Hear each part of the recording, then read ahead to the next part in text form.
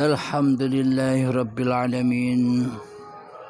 Salam hormatku untuk para sahabatku tercinta di dalam maupun di luar negeri yang selalu setia menyimak paparan-paparan di Uripe Allah Channel. Semoga kita semua selalu difahamkan oleh Allah Subhanahu wa Ta'ala. Amin ya Rabbal Alamin. Bismillahirrahmanirrahim. Kita melanjutkan kembali pertanyaan dari saudara kita tentang rukun Islam dan rukun iman secara hakikatnya. Bila secara syariatnya kita sudah banyak tahu ketika kita masih mengaji dulu di kampung-kampung atau ketika kita masih pondok. Semua banyak yang sudah mengetahui. Akan tetapi di sini kami mencoba mengupas secara hakikiahnya. Jadi secara hakikatnya yang lebih awal dulu itu datangnya rukun iman ketimbang rukun Islam. Jadi sebelum Islam datang, rukun iman wajib diketahui dahulu. Bagi kita semua yang sudah melaksanakan syariat-syariat di dalam agama, terutama di dalam rukun Islam, marilah kita coba membenahi syariat-syariat yang sudah kita lakukan, yang mana di dalamnya kita belum sesungguh-sungguhnya mengabdi dan menyembah kepada Allah, melainkan selama ini kita hanya mensekutukan Allah di hati kita dengan diri kita sendiri selama ini. Karena di dalam syariat-syariat yang kita kerjakan selama ini ibaratkan buih di lautan. Buih tidak ada powernya karena di dalam hati belum ada iman. Karena di dalam hati Allahnya masih gaib. Tuhannya tidak ada kecuali yang dituhankan selama ini, yang diadakan selama ini, yang diwujudkan selama ini di hati kita hanyalah kita sendiri daripada Allah. Berarti selama ini kan kita sebagai Tuhannya. Berarti selama ini kan kita sebagai penguasa di dalam syariat-syariat yang kita kerjakan selama ini. Itulah akibat karena kita melalaikan, kita tidak mengikuti tatanan-tatanan yang dibawa oleh Kanjeng Nabi Muhammad sallallahu alaihi wasallam. Coba kita kembali kepada sejarah. Sebelum Kanjeng Nabi Muhammad diutus menjadi nabi, atau ketika Kanjeng Nabi Muhammad sebelum Isra Mi'raj menerima perintah sholat, yakni menerima perintah syariat-syariat, Kanjeng Nabi mencari Tuhannya di dalam Gua Hira selama 15 tahun lamanya guna mencari awaluddin ma'rifatullah, yakni mengenal Allah. Siapa sih Tuhan pencipta diri manusiaku ini? Nah, bila sudah ketemu, bila sudah beriman, bila sudah berjumpa dengan Allah Tuhan pencipta diri kita, maka kita bisa melaksanakan syariat-syariatullah, yakni syariat yang diperintahkan sesuai syariat yang diutuskan kepada Kanjeng Nabi Muhammad sallallahu alaihi wasallam buat kita semua. Apa buktinya bahwa syariat itu syariatullah?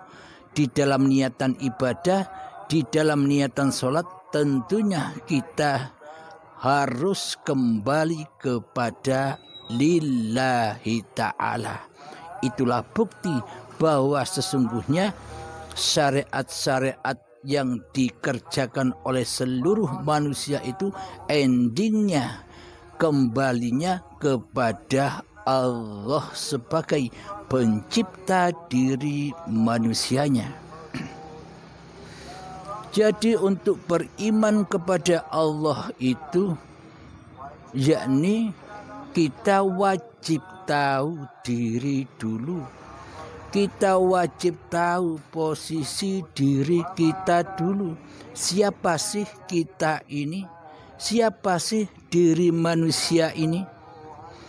Selama ini kan diri kita, selama ini diri manusia kan berposisi sebagai Tuhan daripada berposisi sebagai makhluk yang diciptakan. Selama ini kan demikian. Jadi di dalam beragama dan bertuhan selama ini hanya angan-angan belaka, hanya eto-eto ewae, karena kita selama ini sesungguhnya tidak bertuhan, melainkan mentuhankan diri kita sendiri di hati kita. Maka dari itu perlulah iman. Jadi untuk menuju iman kepada Allah, kita harus man arafa nafsahu. Kita harus bermakrifat kepada hakikat diri sejati manusianya. Siapa manusia ini? Nah, jadi kita selama ini berposisi sebagai Tuhan, maka kembalilah kepada sejarah awal kita dicipta. Kita ini hanyalah ciptaan. Manusia itu hanyalah diperjalankan, tidak bisa jalan sendiri. Manusia itu dihidupkan, tidak bisa hidup sendiri. Manusia itu dikuasakan, tidak bisa berkuasa sendiri. Manusia itu dikehendakkan, tidak bisa berkehendak sendiri. Manusia itu hanyalah dipersolatkan, tidak bisa sholat sendiri. Manusia itu hanyalah bisa diibadahkan, diafalkan, tidak bisa beribadah sendiri dan tidak bisa berafal sendiri. Itulah sejati hakikat diri manusia kita ini yang hanya sebatas makhluk. Contoh di pewayangan, manusia hanyalah wayang yang bergerak, yang bisa bicara, yang bisa bertengkar, yang bisa taat, yang bisa maksiat. Seluruhnya dipergelarkan oleh sang dalang dan diperankan oleh sang dalang. Sesungguhnya sejatinya manusia pun juga begitu.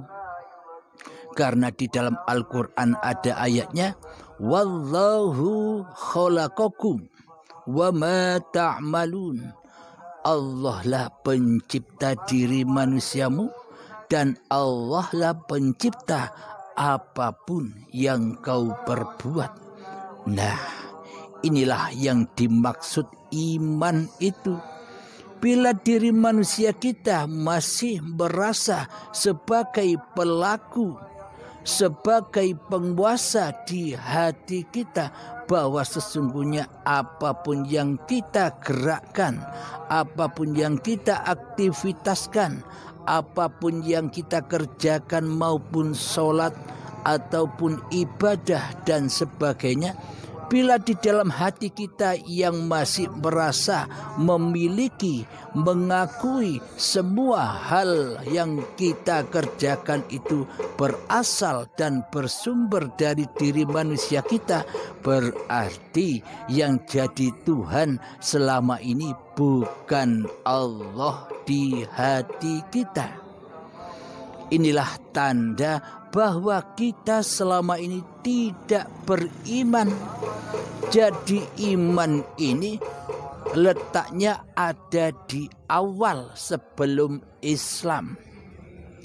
Jika hati belum beriman kepada Allah, jika hawa nafsu masih menjadi Tuhan yang mentuhani segala tingkah laku dan aktivitas badan ini, maka selamanya tidak akan selamat.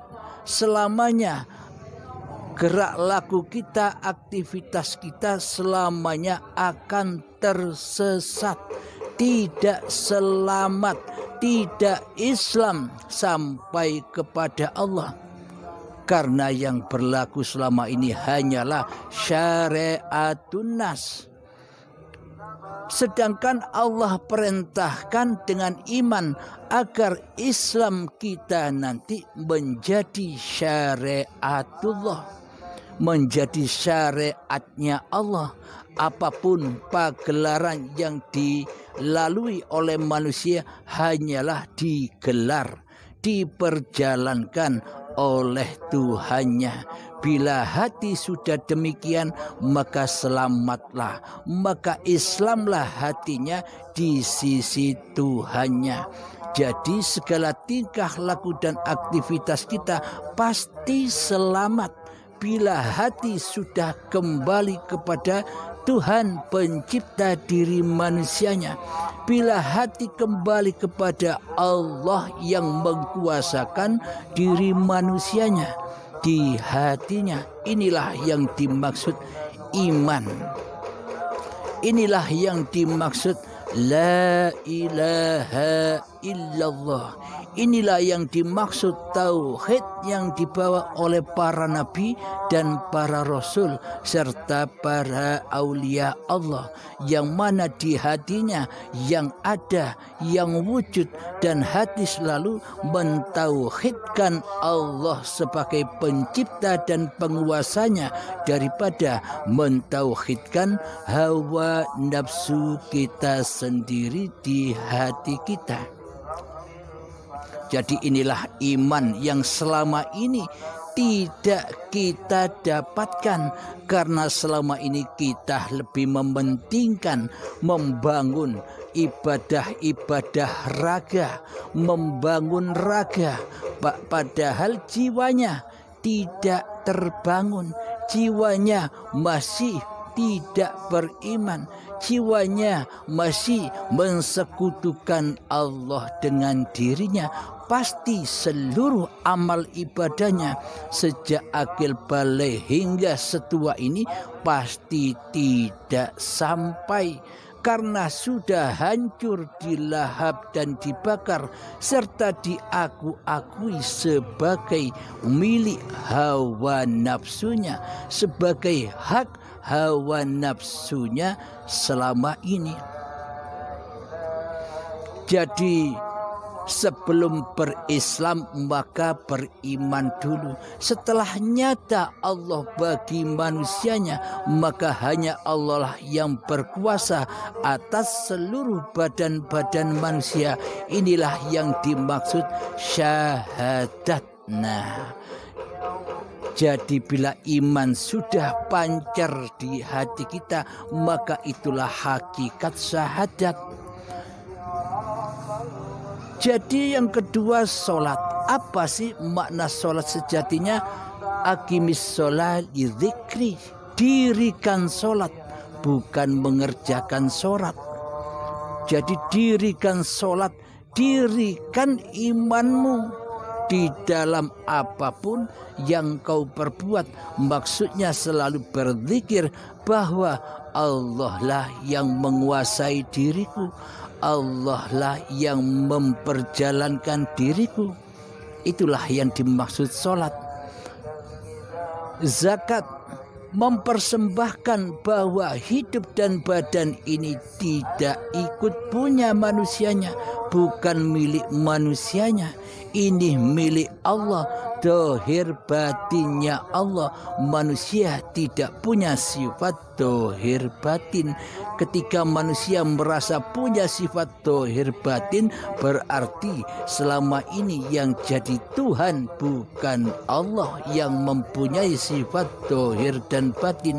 Akan tetapi diri kitalah yang selama ini berlaku seperti Allah, tapi kita tidak terasa, tidak menyadarinya. Maka dari itu semoga paparan ini bisa menggugah hati kita, bisa membongkar, mengobrak-abrik hawa nafsu, singgah sana iblis setan yang terkutuk di hati kita. Semoga paparan-paparan di Uripe Allah channel ini bisa membangun, membangkitkan iman-iman kita yang selama ini layu. Jadi yang keempat, berpuasa di dalam rukun Islam. Makna puasa adalah hati berpuasa dari perilaku manusianya, yakni kembali kepada af'alullah. Inilah yang dimaksud puasa. Dan haji yang rukun Islam yang kelima, sucinya hati dari diri manusia kita, sucinya hati dari kewujudan diri manusia kita, sucinya hati dari kenyataan diri manusia kita, sucinya hati dari hidup manusia kita, sucinya hati dari kekuasaan diri manusia kita, sucinya hati dari af'al manusia kita. Itulah yang disebut haji. Jadi labbaik Allahumma labbaik, labbaik la syarika laka labbaik. Jadi pada intinya hati tidak mensekutukan Allah dengan diri manusianya di hatinya. Jadi bila iman sudah kita renggut, kita rebut kembali yang selama ini disandra, dibelenggu oleh setan yang terkutuk, yang bersekutu dengan hawa nafsu kita sendiri.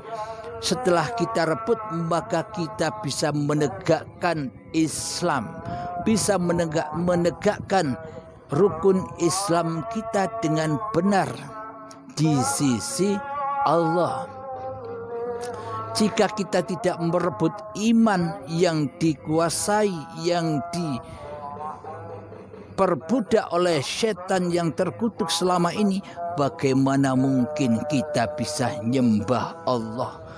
Wong selama ini setan yang terkutuk selalu membisikkan di dalam hati kita, Allah itu tiada, Allah itu goib, Allah itu tak nyata, Allah itu abstrak. Dan banyak lagi apa yang dihembuskan oleh iblis dan setan yang terkutuk di hati kita. Padahal di dalam ilmu tauhid, di dalam ilmu keimanan, kita mengenal Allah dengan sifat-sifatnya. Bila Allah yang wujud berarti manusianya, berarti syaitannya harus Adam. Syaitannya tunduk kepada Adam. Maksudnya setan dan manusianya sudah hancur lebur bila Allah yang wujud. Namun bila manusianya yang wujud, bila hawa nafsunya yang wujud, Allahnya yang hancur, Allahnya yang gaib di hati kita. Sebaliknya demikian. Alhamdulillahirabbil alamin. Itulah sekilas tentang iman dan Islam.